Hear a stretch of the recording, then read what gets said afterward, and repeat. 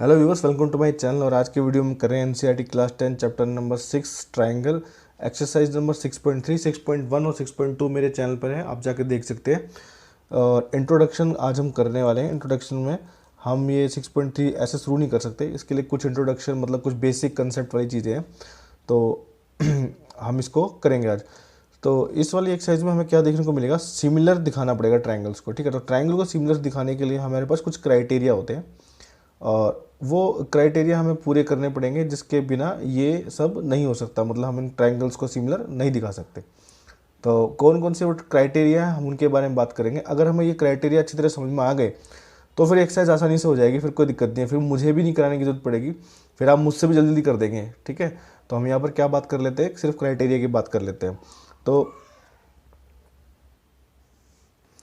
क्या वो क्राइटेरिया, हम उनके बारे में जान लेते हैं। ठीक है, तो सबसे पहला हमारा जो क्राइटेरिया है वो है ए। ठीक है, ये ए क्या है, ये है एंगल, एंगल और एंगल। ठीक है, एंगल एंगल एंगल।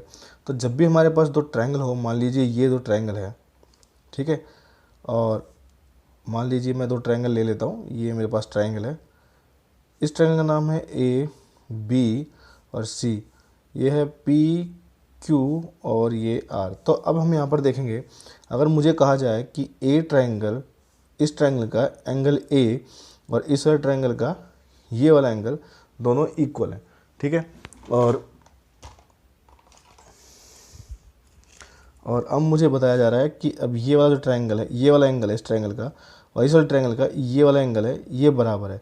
तो हमें सिर्फ दो ही ट्रायंगल की ज़रूरत होती है और तीसरा एंगल अपने आप ही बराबर हो जाता है। और यहाँ पर हमारी कंडीशन लगती है कि जो ट्रायंगल है हमारा ए बी सी, ये सिमिलर है ट्रायंगल पी क्यू आर के सिमिलर है। ठीक है, अब ये सिमिलर का निशान होता है, देखो हम कॉन्करेंट का निशान ऐसे लगाते थे। ठीक है, और इसमें क्या लगाते हैं, ये इक्वल निशान चला जाता है, खाली ये रह जाता है सिमिलर वाला। ठीक है, तो ये हो जाता है सिमिलर का निशान। अब देखिए, सिर्फ दो एंगल बराबर है, तीसरा हमारा बराबर, तीसरा अपने आप ही बराबर हो जाएगा। ये यहाँ पर चीज़ लागू होती है और सिर्फ दोनों ट्रायंगल क्या होते हैं, कॉन्करेंट रहते हैं। कैसे, मैं बताता हूँ। देखिए मैं बताता हूँ आपको कि एक मतलब ट्रायंगल है हमारे पास, ये ए बी सी। ठीक है, देखो ए बी और ये सी, और ये एक और ट्रायंगल है हमारे पास, ये है पी क्यू आर। ठीक है, और अगर मैं कहता हूँ कि ये वाला जो एंगल है ये 30 डिग्री है और ये भी क्या है, 30 डिग्री है। ठीक है, और मैं कहता हूँ कि ये 60 डिग्री है और ये मैं कहता हूँ ये भी 60 डिग्री है। ठीक है, या आप कुछ हो लीजिए, मतलब 80 डिग्री ले लीजिए। ठीक है, 80 डिग्री है, ये भी क्या है, 80 डिग्री है। तो 80 एंड 30 कितना होता है, 80 एंड 30 आपका हो गया 110। तो बचा हुआ आपका कितना होगा, ये 70 डिग्री आ जाएगा। ठीक है, अब देखो क्यों, क्योंकि angle A plus angle B plus angle C equal to 180 degree होंगे। ठीक है, sum of angle of triangle. तो अगर ये दोनों एंगल हमारे, इनका सम कितना हो जाएगा, देखो 30 प्लस 80 और प्लस में सी अगर मैं छोड़ भी दूँ 180 आ जाएगा। तो ये कितना बनेगा मेरा, ये बनेगा मेरा 110 प्लस में angle C is equal to 180 degree. तो एंगल सी इक्वल टू हो जाएगा 180 डिग्री माइनस 110 डिग्री। ठीक है, यानी कि एंगल सी मेरा कितना आ जाएगा, ये आ जाएगा मेरा 70 डिग्री। ठीक है, तो क्योंकि ट्रायंगल के तीनों एंगल का सम क्या होता है हमारा, 180 डिग्री होता है, इसलिए किसी भी ट्रायंगल के दो एंगल अगर बराबर हैं, 80 और ये 30 और 80, मैंने कहा था दो एंगल बराबर है, तो इसके भी दो एंगल बराबर हैं, तो इसको भी निकालेंगे तो कितना आ जाएगा। सिमिलरली इसी तरह से ये भी हमारा जो एंगल आर है वो कितना आ जाएगा, 70 डिग्री निकल आएगा। तो इसका मतलब क्या है कि सिर्फ हमें दो एंगल लेने होते हैं, तीसरा एंगल अपने आप बराबर हो जाता है। और किसी भी ट्रायंगल के दो एंगल हमें अगर बराबर मिल जाते हैं तो तीसरा एंगल अपने आप बराबर होने की वजह से दोनों ट्रायंगल क्या हो जाते हैं, सिमिलर हो जाते हैं। तो ये पहला क्राइटेरिया था हमारा, जिसकी वजह से हम ट्रायंगल को सिमिलर प्रूव करते हैं। ठीक है, अब हम नेक्स्ट पे चलते हैं। नेक्स्ट हमारी है, ये है साइड साइड साइड। ठीक है, तो साइड साइड साइड। ठीक है, अच्छा, तो हमें जैसे हमने एक ये क्राइटेरिया से हमारा होता था कॉन्करेंसी में, जब हमने पिछली क्लास में पढ़ा है 9th क्लास में, कि कॉन्करेंट ट्रायंगल जो होते हैं उसमें एक कंडीशन होती है। कंडीशन क्या होती है कि मान लो दो ट्रायंगल है ये, ठीक है, और ये दोनों ट्रायंगल मुझे दे दिए। अब मान लो कि इस ट्रायंगल की ये साइड इसके बराबर है और ये साइड इसके बराबर है और ये वाली साइड इस वाली साइड के बराबर है, दोनों कॉन्करेंट हो जाते थे। यहाँ पर थोड़ा केस उल्टा है कि अगर कौन ये इक्वल ना भी हो कि इनका रेशो भी अगर बराबर आ रहा है ना, प्रपोर्शन रेशो बराबर आ रहा है, तो भी ये दोनों ट्रायंगल क्या कॉन्करेंस हो जाएंगे, सिमिलर हो जाएंगे। देखिए कैसे, मान लीजिए हमारे पास एक ये ट्रायंगल है, ये है ए बी और ये सी। मैं एक और ट्रायंगल बना लेता हूँ पी क्यू आर, ठीक है, समझाने के लिए। ये है पी क्यू और आर, और मान लीजिए इसकी लेंथ 2 है और इसकी लेंथ है 4, ठीक है।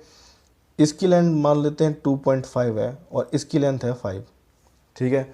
अब नीचे वाली की जो इसकी मान लेते हैं 1.5 है और इसकी है 3, ठीक है।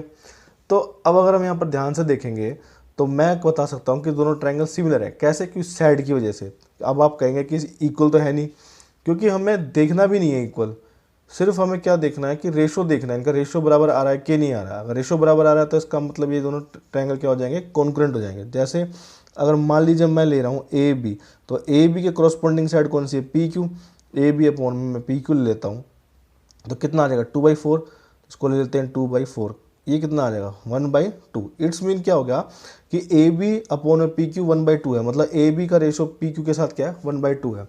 सिमिलरली ए सी के कॉरस्पॉन्डिंग पी आर है, तो ए सी अपॉन में पी आर है, तो ए सी कितना है मेरे पास 2.5 और पी आर है हमारे पास 5, तो 2.5 इसको काटेंगे तो कितना आ जाएगा, ये भी 2 आ जाएगा, यानी कि ये भी 1/2 आ गया। अब देखो ए सी अपॉन में पी आर का रेशो कितना बन रहा है 1/2। सेम क्या करेंगे हम यहाँ पर, अब एक और देख लेते हैं यहाँ पर, बी सी अपॉन में क्यू आर, तो ये कितना है 1.5/3 है, इसको करेंगे तो कितना आ जाएगा, ये भी 1/2 आ जाएगा। तो देख रहे हैं हम कि सभी जो कॉरस्पॉन्डिंग साइड्स थी, इसका रेशो 1/2 है, इसका और इसका रेशो भी 1/2 है, और इसका और इसका रेशो भी 1/2 है। तो इसका मतलब क्या हुआ कि ये सारी जो साइड्स थी कॉरस्पॉन्डिंग साइड्स के रेशो क्या है, बराबर है, जिससे क्या पता लगता है कि दोनों ट्रायंगल सिमिलर है। इसी को कहते हैं हम एस एस एस, मतलब साइड साइड साइड, ठीक है। तो इस तरह से हम दोनों ट्रायंगल को सिमिलर प्रूव कर सकते हैं। अब लास्ट क्राइटेरिया हमारे पास, ठीक है, ये है हमारे पास एस ए एस, तो ये है हमारे पास साइड एंगल साइड, ठीक है। देखो मैं बताता हूँ, दो ट्रायंगल है हमारे पास, एक ये ट्रायंगल है हमारे पास,